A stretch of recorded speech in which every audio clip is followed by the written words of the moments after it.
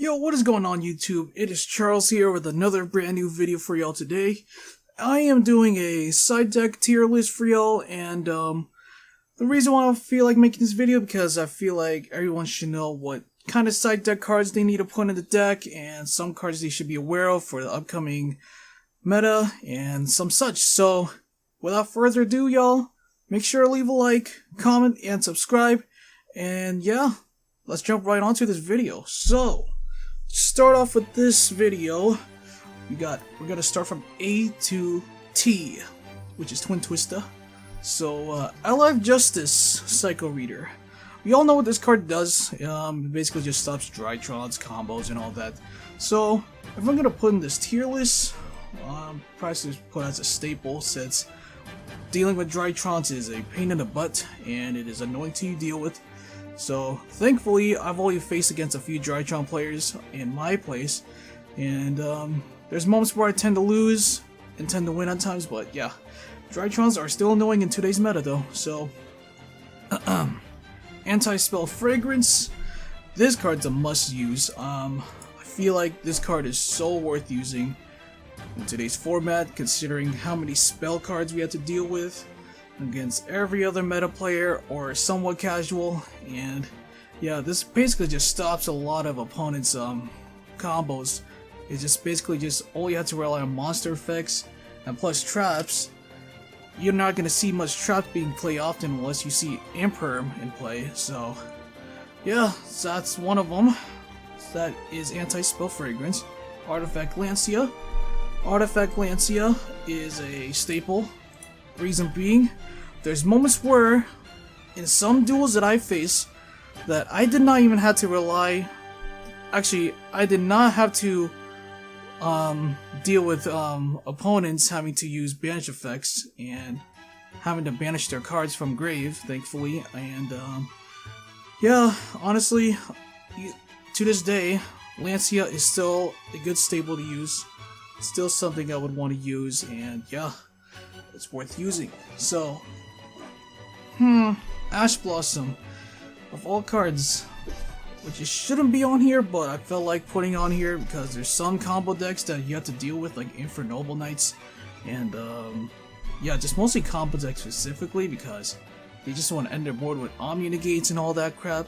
Obviously, it's gonna be in the staple because, or must use. I mean, obviously, it's gonna be a must use regardless. So, Ash Blossom, without a doubt. I would there's moments where, like for Infernoble Knights, I would always side deck it because I kind of want to have to not have any hand traps on my Infernoble Knights, but you know, that's just me. I don't know about you guys. So, Contact C, this card has been played recently, so honestly, it's underrated right now. It's a sleeper card. I need to think about considering buying a couple copies of Contact C because this card just kind of screws up the opponent's combos. So, really good card here. Cosmic Cyclone, staple. Moments where there's some back rows you need to stop. For instance, Sky Strikers, the Widow Anchor, and other spell cards you have to deal with. Yeah, this is good. Really good card. Dark Ruler No More. To be honest, it is not really good right now in this today's format, unfortunately. You kind of want to end the game fast, and it's really easy to out this card with Solemn Judgment, for instance, or just any like traps negation that can like stop it really. DD Crow. I think this is kind of a situational card. There's moments where, like, for instance, Doom King Battledrux comes back from graveyard. Nope, I'm gonna use DD Crow on you, banish that Doom King Battledrux. Even though zombies can be annoying to deal with, but there are ways to outsit because graveyard effects are their reliability. And honestly, why do you think I use Abyss Dweller on my prank kids? For a reason. So, really good card. Different Dimension Ground. This card is, I think, for me in my opinion, this card should be probably staple. Reason being, to me, is like D-Shifter, for instance, and stuff, but it is a bit slow because you have to like set set on your first turn, and then your second turn you have to activate it, which will be the good timing to use it. So yeah, that's the downside of using different dimension ground, DDG. DDG, aka the artist. Yeah, this card is really a staple card right now, so it is so good using. And speaking of D-Shifter, this card is also a staple card. So good card. A lot of banishing, because you kind of want your opponent to banish your freaking cards at all times, you know, or just any card. But I've never used this card in play, so I really wouldn't know as much entirely. Dimensional Barrier. This card is, I'm gonna be honest, it is not worth using for side decking, because like, it has Synchro, XYZ, Pendulum. If I remember, I think that's like the only 3, but I think there might be a 4th one.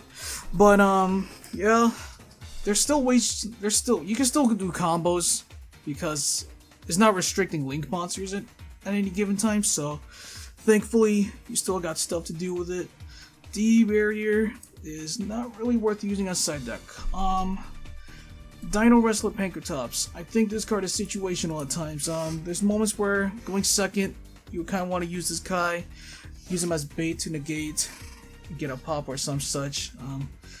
I don't really see him using as much, but yeah, he is really good card to this day. Up next, Drone Lockerbird. Yes, he is a must-use for side decking. Honestly, this just stops lots of meta decks in today's format. It is a game-changing card, without a doubt. So honestly, if they just do combos, I just straight up draw Lockerbird off the rip, because I'm not here to let them do any combos from there on and stuff. So what? Let's see. The next one, I forgot. There's so many Mirror Force. I think this is Drowning Mirror Force. I don't recall, but yeah, Drowning Mirror Force.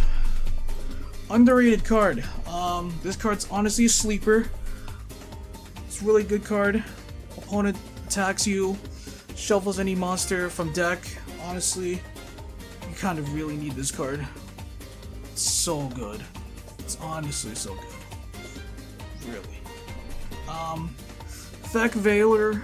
So Effect Veiler, I think it's a situational card, because there's moments where like I'm gonna let them do combos, and sometimes if the combo seems to go as planned, I'm just gonna straight up Effect Veiler the crap out of them. No cap, because yeah, this card is really situational along with Infinite Permanence. Actually, no. So Infinite Permanence, I don't even have it on here, but Infinite Permanence, it's always gonna be a main deck, without a doubt. Because Infinite Permanence right now in today's format, honestly, like with Infernoble Knights, you just stop Isolde, Infinite Perm, you just end turn with that. That's just how broken Infinite Permanence could do, along with Effect Veiler. Let's see. Evenly Match. This card is a staple to me, because there's moments where Evenly Match can help you. Like going second, for instance. Very good side deck card. It's annoying to deal with, and I always had to deal it against my friend. Especially a few days ago, using the freaking Evenly Match. It's so fucking annoying, and he always draws the fucking card every time I was going first, having to face against Evenly Match. So yes, it is a freaking good side deck card. Yeah. Fantastical Dragon Phantasme. Okay, so I'm gonna be honest with y'all, I've actually never used this card ever, but yes, I like the draw power of this card, and yet to put the cards back in the deck, if I remember. So if I think this card's like somewhat stable for certain players that really use it. It's a really good card. It's just a really good card in my opinion. Forbidden Chalice. Forbidden Chalice.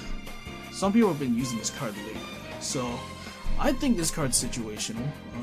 I like that it negates effects, but the downside, I don't want to increase attack and shit, you know what I'm saying? But yes, I like that it can negate effects for this turn, thankfully, so yes, this card is really good.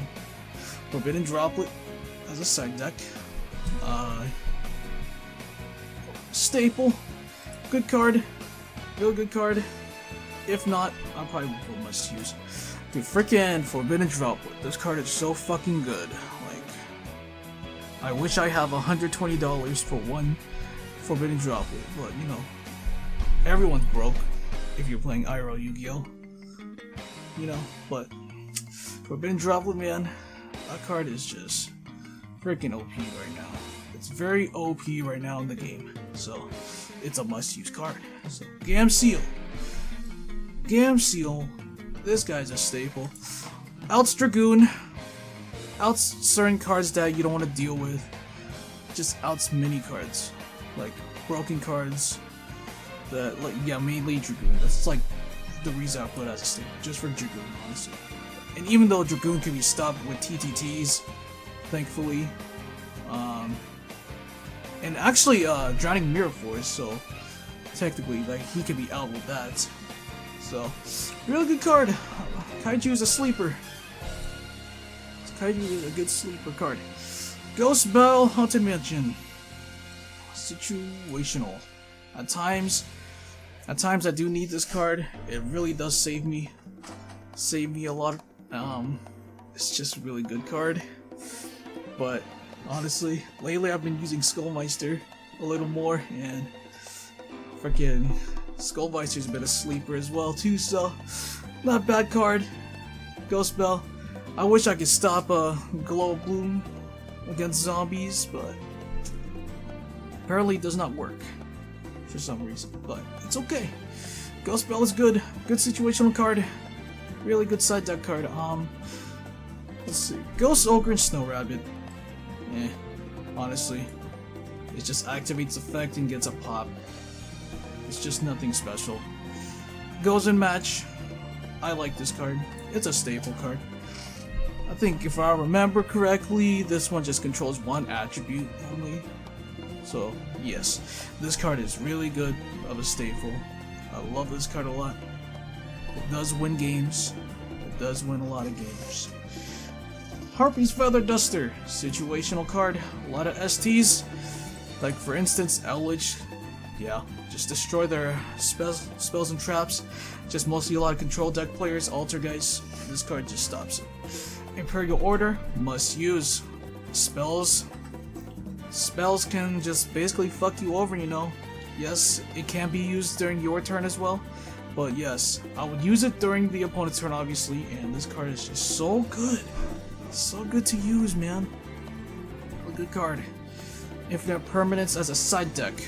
Definitely a staple. Really good card. Just nothing more. We all know what he does. Lightning Storm as a side deck. A fucking must use. A 2 of or 3 of. Usually I use 2 Lightning Storms for side decking, but yes, this card lately has been winning lots of games. Winning lots and lots of games lately.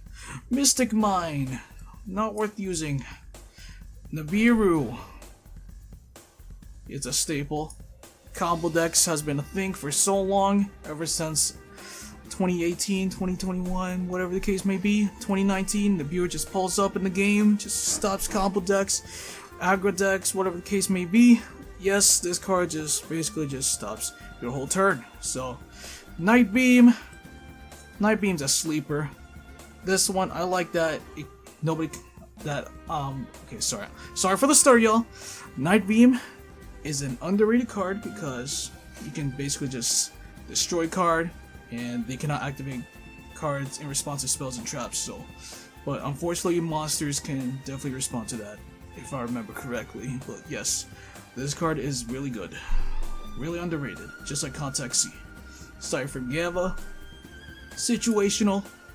Only because there's moments where, like, if I draw this card and then going second, having to deal with their effects, yada yada, boom, just pull this guy out. Pull this guy out during my second game, and then yeah, this card just wins games. So it's just as a side deck though, keep in mind. Red Reboot, yes please, must use. Infinite Permanence, not gonna deal with you, buddy. So yes, this card is so good right now. Skill Drain. This is a difficult one for me because skill drain. Well, actually, no, it's not difficult. This is just underrated. I mean, not underrated, situational at times. If you're playing a deck like Eldritch, for instance, like a pure Eldritch deck, you might want to use this card, like as a side deck, for instance. Other than that, I mean, I don't know what other decks can use with skill drain, but well, Eldritch, yes, because you're mostly relying on main deck with Eldritch most of the time.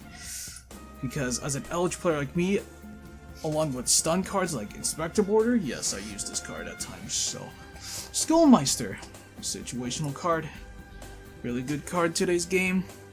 Honestly, I might think about having a side deck Skullmeister over Ghost Spell. Like, I might reconsider doing it because Skullmeister could just stop anything. It's basically an Omni Negate for graveyards only. Solemn Judge, must use. This card's too good, nothing more. Solemn Strike, staple card, too good. I like this card using Trizu. It really does win games for me. I think this is Quaking Mirror Force. I think this is from hand, if I remember. If any monster attacks, they're playing a direct attack or some shit, yeah. So, underrated? Yeah, the Mirror Forces are basically underrated cards, honestly. I feel like I need to get Dreading Mirror Force because he just returns from deck. Summon Limit, staple, yes sir.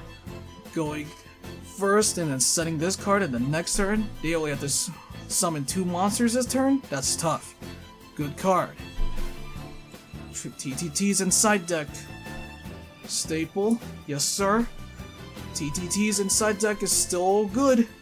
You want to use this motherfucker so badly, you know what I'm saying? Really good card.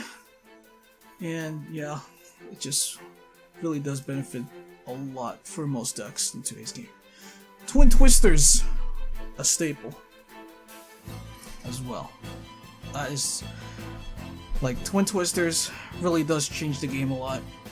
It's honestly STs in today's format.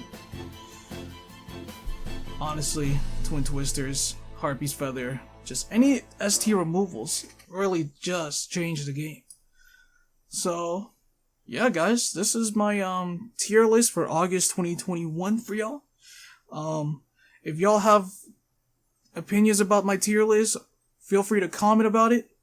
And honestly guys, I wouldn't mind having some feedback off of this. So, yeah guys, this will be the end of the video. So, if you guys have enjoyed the video, make sure to leave a like, comment, and subscribe.